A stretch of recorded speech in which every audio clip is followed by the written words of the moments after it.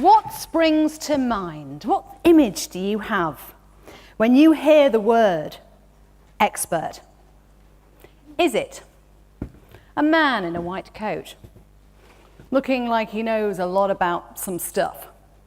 Or is it a woman with glasses on and a clipboard, wisely making notes? Or is it perhaps an academic, somebody who knows absolutely everything there is to know about their specialist subject?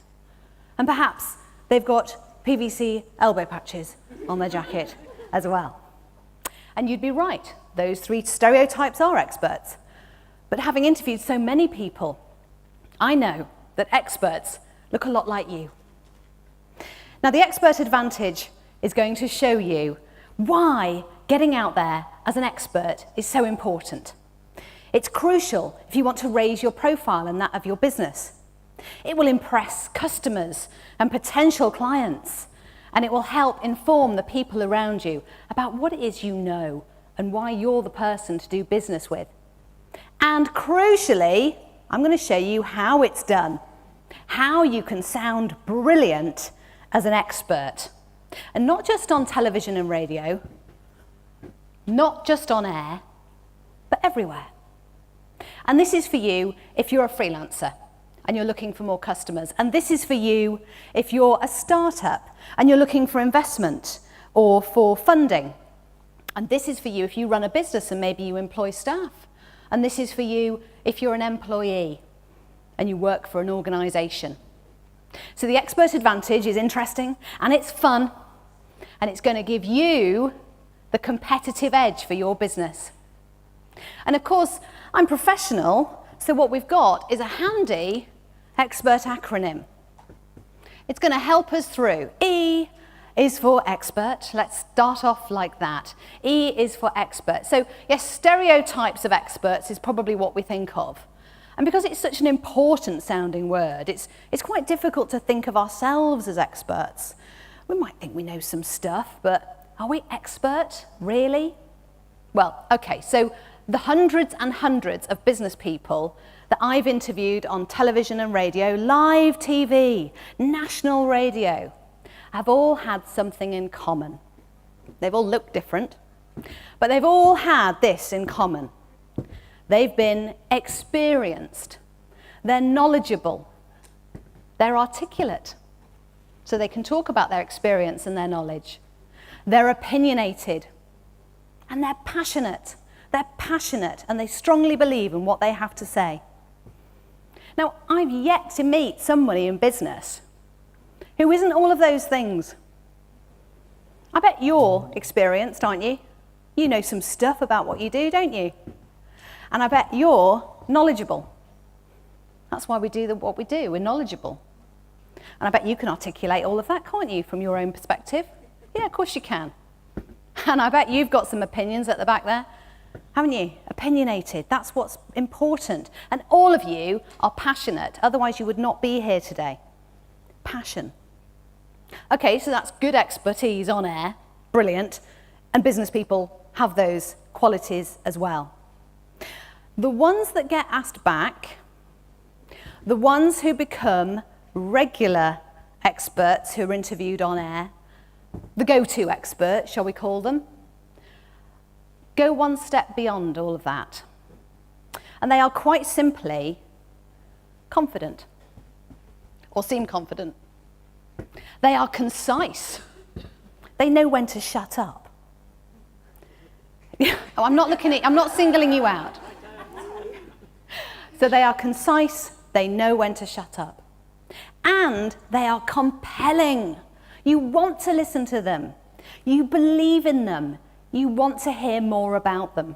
Those people get asked back. It's what a go-to expert might think of as repeat business. Sounds good, doesn't it? Who likes a bit of repeat business? Brilliant, isn't it? When you've had a customer or a client who goes, do you know what, you did such a good job for me, I'm going to come and use you again. And I'm going to refer you on. And that's what happens, creating a virtuous circle of attraction because you're expert, because you're all those things.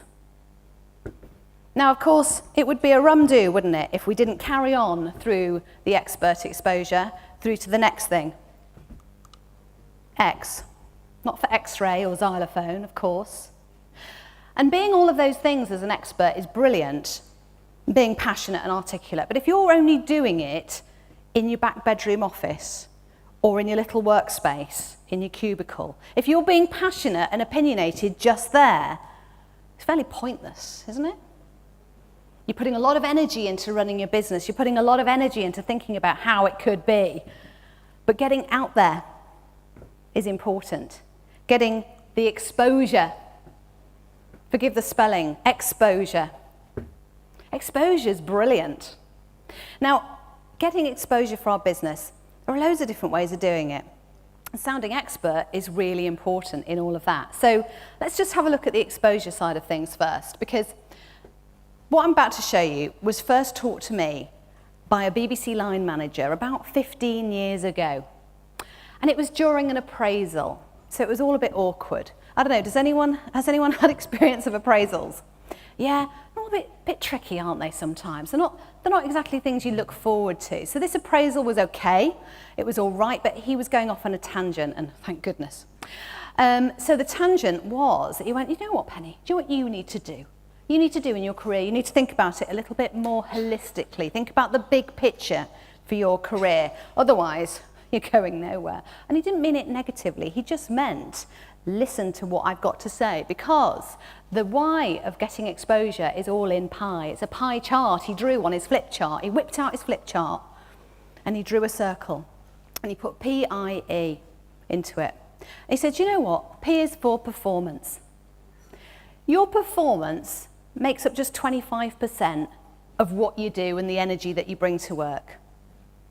I was a bit affronted, to be honest, because I worked really hard. I had great skills. That was why I was employed in the job in the first place. I made radio programs and I did them really well. I think my performance is everything. No, apparently not. He said the other 25% is image. Image? Does it really matter what I look like? I don't have an image to maintain. This is radio, for goodness sake. He said, no. How others see you performing. Do others think you can do your job well?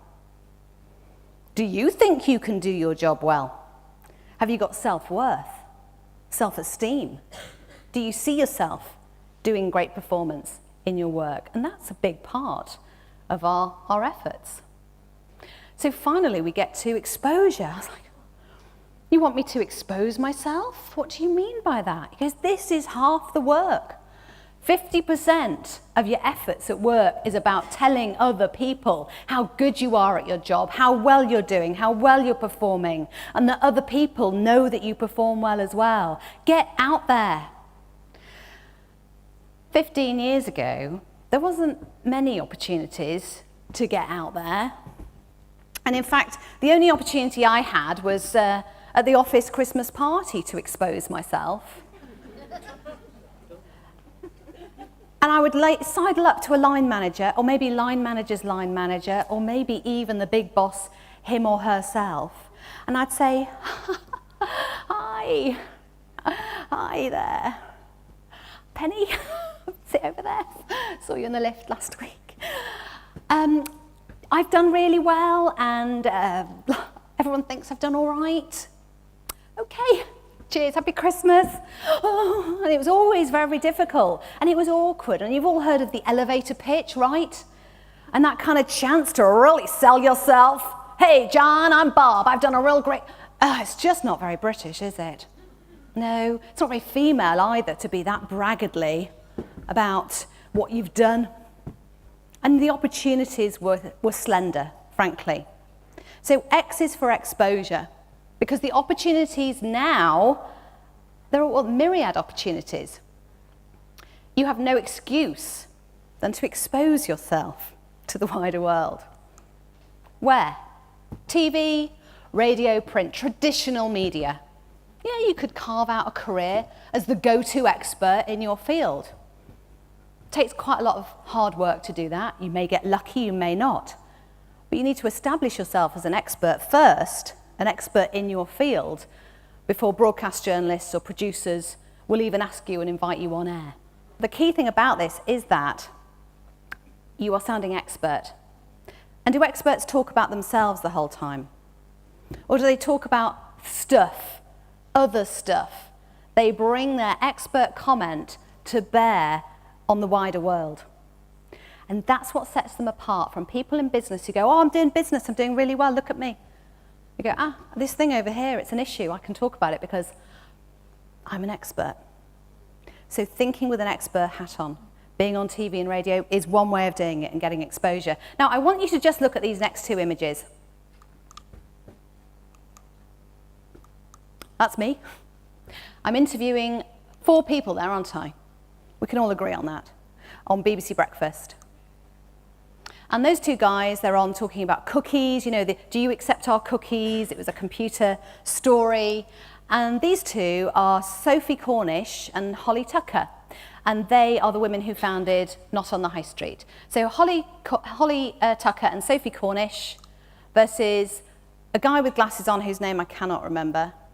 But he's a business owner who is having to implement the cookies thing on his website. And the far left guy is Tom Cheesewright. Tom Cheesewright wasn't there talking about his business. So if you think about the difference between the 4 people, one of them is the odd one out. Who's the odd one out? Tom Cheesewright. Now, Holly and Sophie, not on the high street, brilliant. They're not on regularly. They're not on television all the time. They're not phoned up by the BBC to go on and discuss stuff on a regular basis. Tom Cheesewright is the go-to expert. He is on all the time in technology. He's on Radio 5 Live, Radio 4, Newsnight, BBC Breakfast, ITV this morning. Is he talking about his business? We don't know what his business is, but he is an expert, and he's getting exposure on TV and radio. And you know what? That's great. That's traditional media. But make your own media. While you're waiting for Jeremy Vine to give you a call to go on Radio 2, create the own attraction to you through other forms. Blogging. Who's got blogging on their to-do list? Yeah. It's 350 words, ladies. 350 words, 500 words, just having an opinion. Not going, hi, I run a business. It's great, my business is super. No, it's going, do you know what? Brexit has really hit me, and this is why, and this is what I think. Oh, no, by the way, I run a business that might help you. It's subtle shift in mindset about how you present yourself. So blogging is one thing, and we should all be cracking on with that because that's a way of getting exposure. Vlogging, I guess if none of you are really blogging, then maybe vlogging is the next step to think about. It's easy to do. Video blogging is what it is. It's a real word, trust me. Set up your camera, set up your camera, talk a bit. You're an expert, talk a bit. You're knowledgeable. You're experienced, you are opinionated, you are articulate, and you are passionate. So unless you get out there for the exposure and use these opportunities, you are going to be the best kept secret in the world, aren't you? This doesn't take much effort, although it's a little bit daunting. And using social media. We have a social media expert in the room who I'm sure would concur with all of this, that create a bit of content through one thing. And you can use it for a whole month on social media. You can write a post on LinkedIn, you can stick a blog on your website, you can do a video, you can send it around on Twitter. You can do all sorts of things with it, put it in your newsletter. That doesn't take much effort. Positioning yourself as an expert. At networking. Now we've heard in the showcasing some people talking about their businesses, which is great. They were confident-ish. They were concise. Compelling? Well, yes, because we wanted to hear more about them and more about their business. They were raising their profile as experts, and now we know these people, don't we? We know all the people who stood up and either reluctantly came on stage. So, networking and, of course, speaking. You could come on a stage like this and talk about your business as an expert, or you could present at networking events, or even offer to be on a panel. All of which is great content for social media, so it all feeds into itself and helps raise your profile as an expert who knows what they're doing, who knows a lot about some stuff. Wouldn't that be nice? Because you remember, you get asked back, you get repeat business. Okay, and why is it important that people really get to understand what you've got to offer, what you're saying, what your opinion is, what your personality is like? Well, it's crucial because the next letter in the word expert is going to tell us that people buy people, don't they? Have you heard that before? It bears repeating, doesn't it? It's absolutely where it's at. Authenticity. The real you. And you know what? You can't appeal to everyone. You can't appeal to every single client that comes through your door. But the ones that know you through all the exposure will begin to like you. People buy people. Brilliant. Now, there are two modes of operandi with people by people. There are two ways of really pushing this idea forward. So first of all, I'm going to show you the North American version, which is really exciting and really energetic. And then I'm going to show you my rather British version, which I think you'll really like, actually. It's really useful, back of the envelope stuff. And by the way, if you are taking notes, give up. You can contact me through my website and I will send you anything you want about what you've heard today. That's an absolute pleasure. So people buy people. This guy, hi, he's called Jay Klein, and he's an entrepreneur. He invented pure gum. Pure gum is a new type of chewing gum. It's what you call artificial sweetener free. Comes in a packet like this, a blister pack, like that. And Jay invented this gum 5 years ago. You'd think, wouldn't you? If anyone came to you and went, I'm going to start a business, and I'm thinking I'm going to get into the chewing gum market, you'd go, you're crazy, aren't you? You're absolutely crazy, because the chewing gum market is absolutely crowded with Wrigley's, all the other brands, Cadbury that sell that, and all the firepower behind them, all the branding and the new innovative product launching and the distribution, and they're giants in the chewing gum world. So Jay Klein, in his back bedroom, came up with this chewing gum. And so when I interviewed him last year, met him, he's a brilliant guy, really energetic, passionate, all the great things that, you know, business owners are. I said, I'm not being funny, Jay, but why and how? How did you do it? How have you managed to create a success? Because his chewing gum is now sold in 25,000 retail outlets in 25 countries around the world. And the sales of pure gum just a couple of years ago were topping $10 million. So he's done a quite impressive job of maxing out on the exposure. And he told me, this is how he did it. He said, Penny, I think of myself as running for mayor. Okay, run for mayor. He goes, yeah, do you know what? I go around a lot, I shake a lot of people's hands, I kiss a lot of babies, I press the gum into the customer's hands, obviously in a packet, not having been chewed. And I ask them to try it.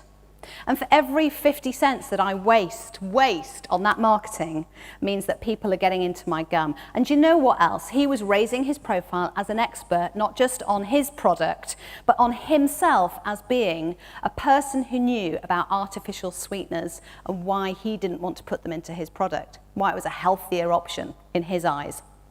Absolutely fascinating. Run for mayor, and it really paid off. Now, what's the British version? What's the back of the envelope? Just have a little think about it when you're driving to a client meeting, when you're about to go on BBC Radio Wales and you haven't really prepared what you're going to say, or you're a bit nervous. Or you're going to be on a panel and you know that time is going to be tight, so you can't speak for ages and ages about what you do. You're going to need something handy and clear. And when I'm media training people, you know what the first thing they ask me is? They say, how will I know what to say? Well, I say, use your face. Use your face. You have a face-to-face meeting, don't you? Or a face-to-face interview if you were on air.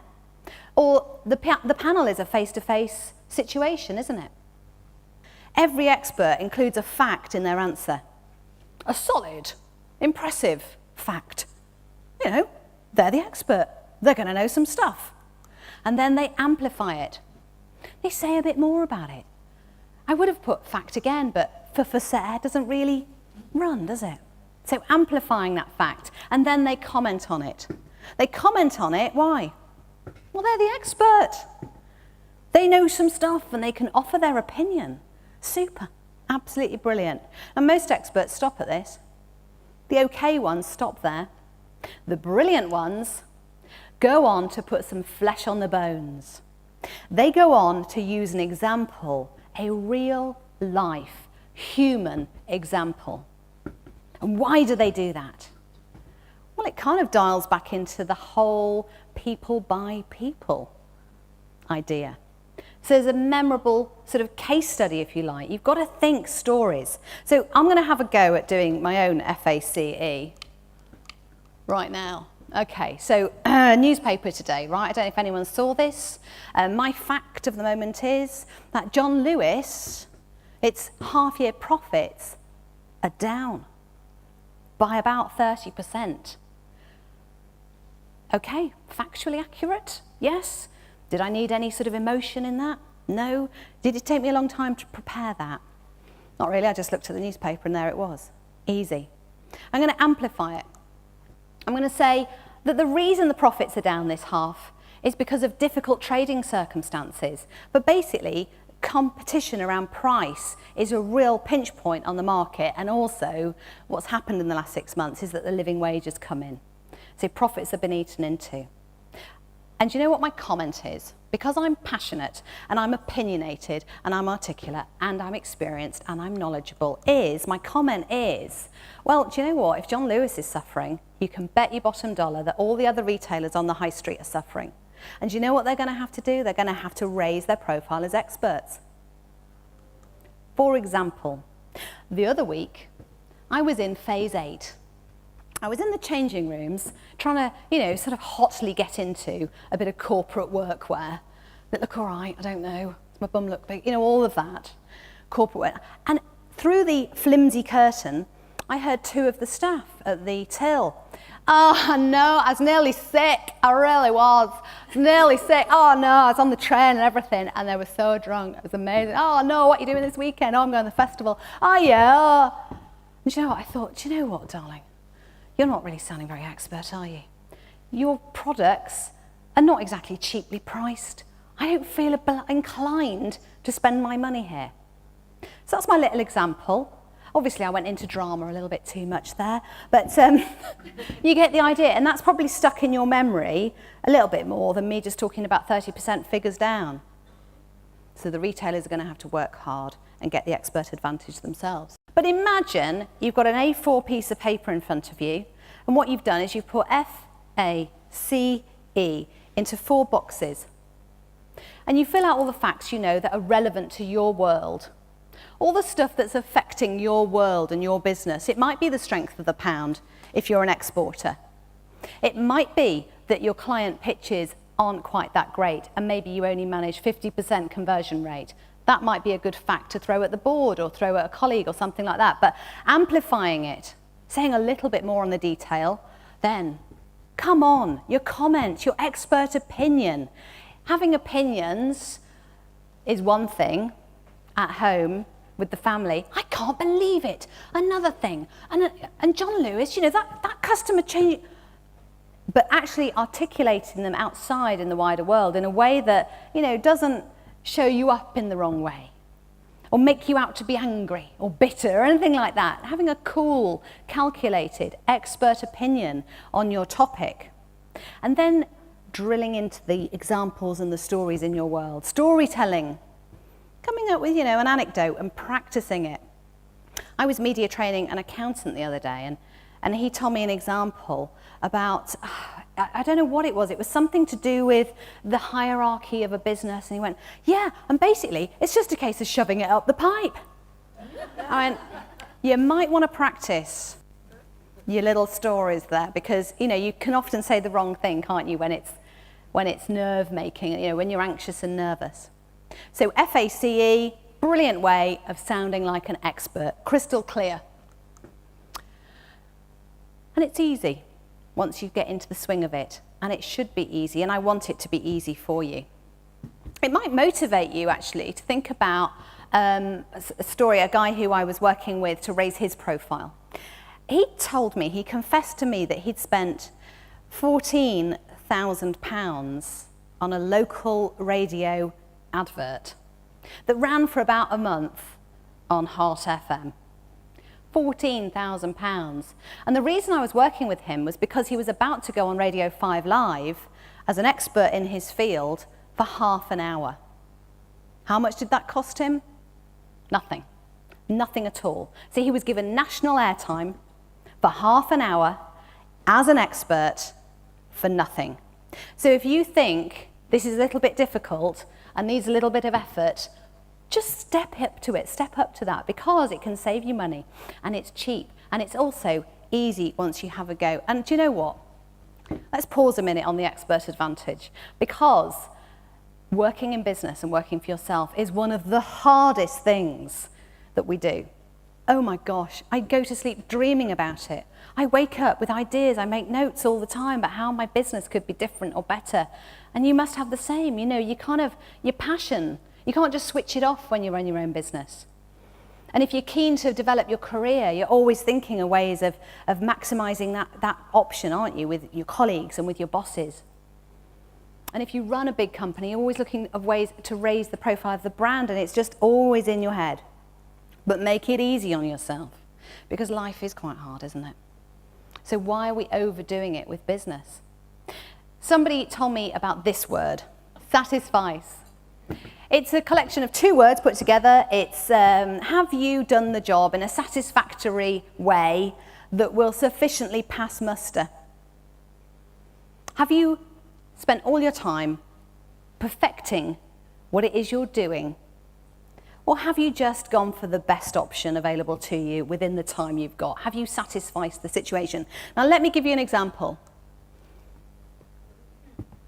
That's my older sister, Wendy, in her Brownie Guide uniform. Very keen brownie was Wendy, very keen. She had a beret, everything. I got that uniform 7 years later when I became a brownie.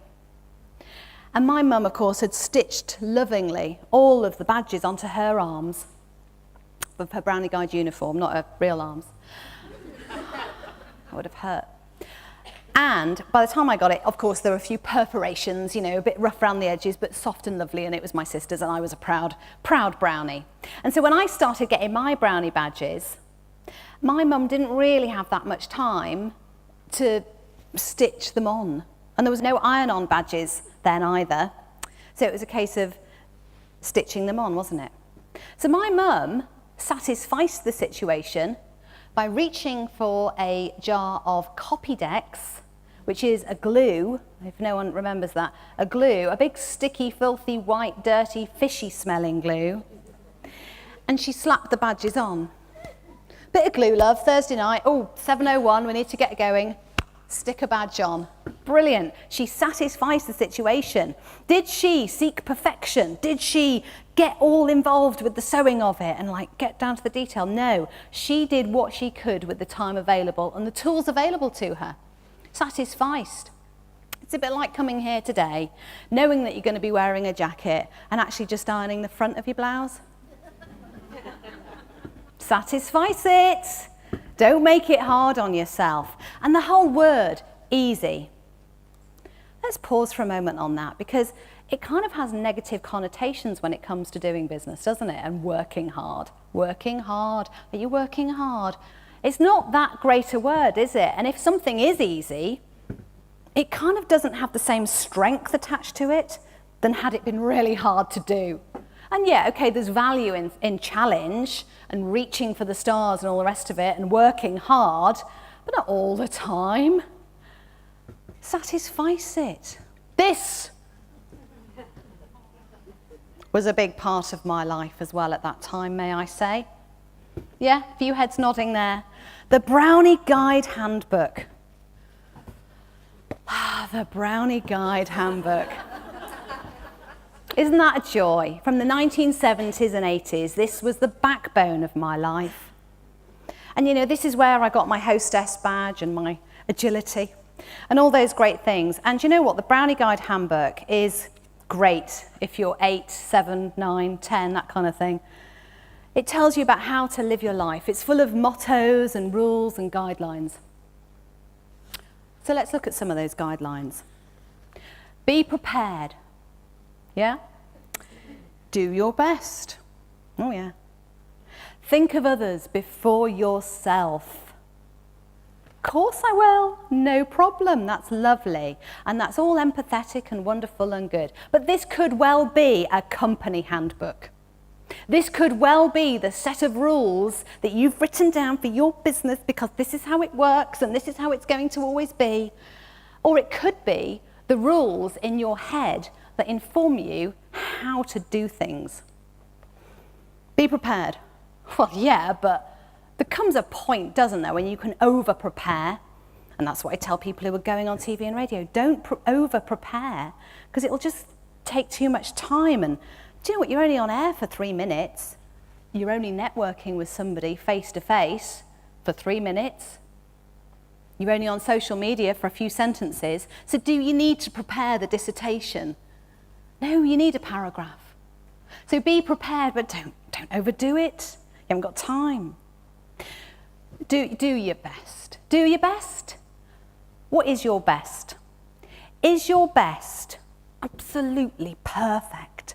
Really perfect. I'm going to spend all my time. I'm going to get it so right, and I can't launch my website onto the world because it's not quite right. I can't actually go out to that event because I haven't done my. Is your best perfect, or is your best just good enough? Yes, that's the right answer. Yes, that's great. It is good enough. Your best is good enough, and that's how it should be. If you're an 8, 9, 10-year-old, go right ahead. Do your best. But when you're a grown-up in business, doing your best, you have to think about what that means to you. And think of others before yourself. Think of others before yourself. Well, yeah, do you know what? I think we're kind of forced into that situation anyway. If you've got family, children, partners, older relatives who need caring for, colleagues who can't quite do stuff, team members who need some help, we do need to think about other people and be considerate and empathetic and all of those fabulous things. But quite often we have a queue of people in our head who are lining up to tell us negative stuff as well. And we think about them a lot as well. And we think about what they might think, what they might do, how they might react. And that stops us from just diving straight in. We think of others before ourselves way too much, so put yourself first.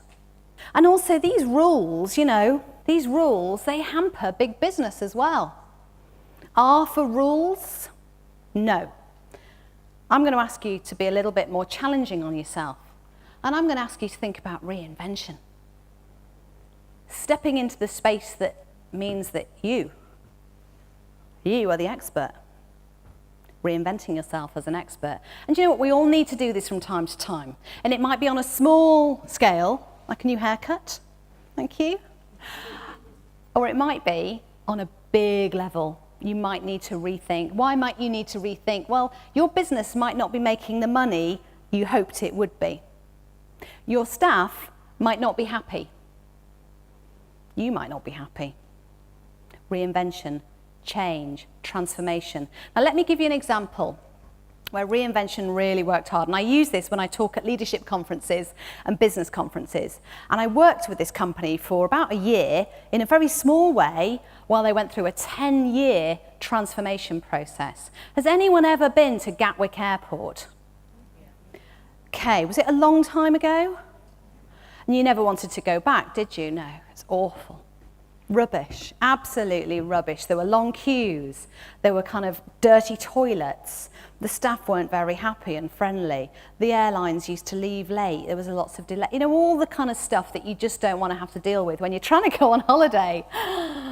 No, Gatwick Airport. And do you know what? Gatwick Airport knew it. It really did. It kind of took a long, hard look at itself. And it went, do you know what? We're rubbish. We're absolutely rubbish and we're going to have to change. And they did. And the chief executive, Stuart Wingate, absolutely brilliant, tenacious individual who stuck with this plan for the last 10 years. And you know what? As a result, Gatwick Airport now has really high passenger numbers. 31 million 6 years ago, over 40 million today. Its ambition was to be London's airport of choice. You should go again. It's London's airport of choice. Now, runway movements is how the size of an airport is measured. A runway movement. Okay, so I'm imagining it's stuff to do on the runway to do with planes, right? Okay, so Gatwick had in one day 900 runway movements. 900. That's a lot of stuff going on. The next biggest airport in the world had just 700 in one day. So Gatwick has done really well. And it had to change, it had to reinvent, because passengers weren't wanting to go back.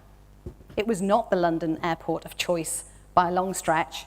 And the airlines, the other customers to this airport, were looking at Stansted, Heathrow, City, Luton. So there was competition snapping at the heels of Gatwick Airport. And do you remember the time when you couldn't fly to Rome for 35 quid?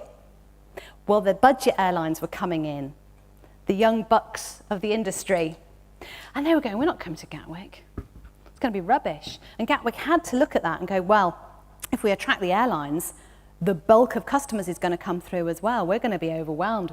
So they had to do something. So do you know what they did? Do you know how they did this massive transformation, this reinvention over 10 years? Well, they got the experts in.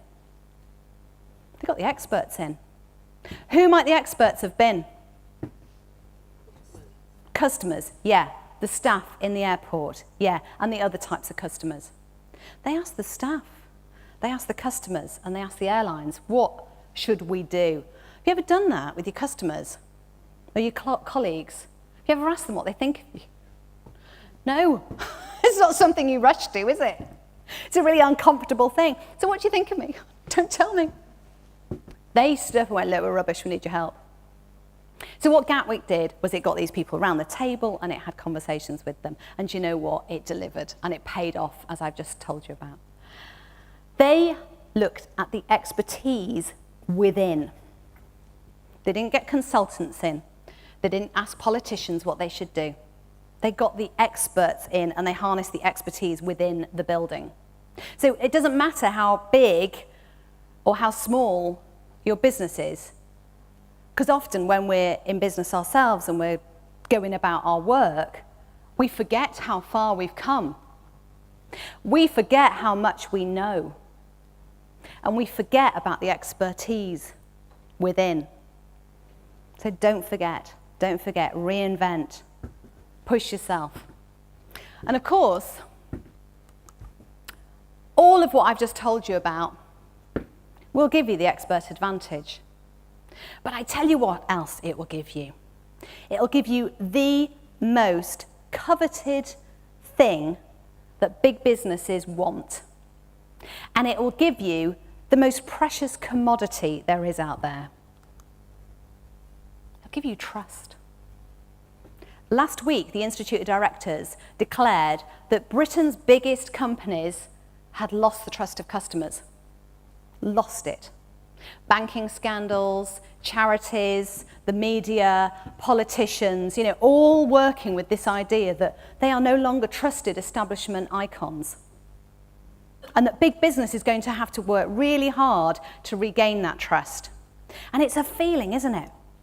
You can't measure trust. You can't really manufacture it, but you definitely can't manufacture it. And you know, don't you, when you've lost it? Like with a family member or a partner, you've lost trust. And maybe a business relationship as well. It's just not there anymore. And you know when you kind of really want to trust somebody, but you're not quite sure yet? And hopefully it will pay off. Trust, it's really important. It's absolutely at the heart of business. And there was research done by Edelman Intelligence last year that said that Britain is in the trust doldrums. We can't get out of the trust doldrums. Broadcasters, the media, politicians, big business. In fact, over half of us would not expect to get a tenner back from a politician if we'd lent it to them in the first place. Or even a fiver. The expert advantage will give you trust. Why will it give you trust? Well, after you have got exposure for yourself and your business, people know you. You've got to know people because you've given them face time. You've run from there maybe, or you've just sounded a little bit more expert and you've been authentic in how you come across because you're passionate about what you believe, and they begin to like you. And when people know you and they like you, trust you. Invaluable. Absolutely invaluable. And you know what I think, with my expert opinion, and it is just an opinion, is that you can steal a march on big business because of this. You absolutely can.